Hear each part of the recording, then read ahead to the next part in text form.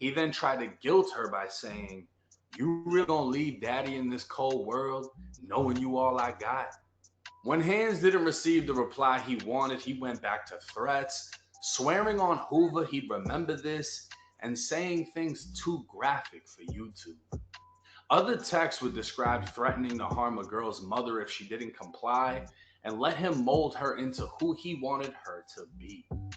These texts and many more were enough evidence to charge him and many others with sex trafficking through force, fraud, or coercion.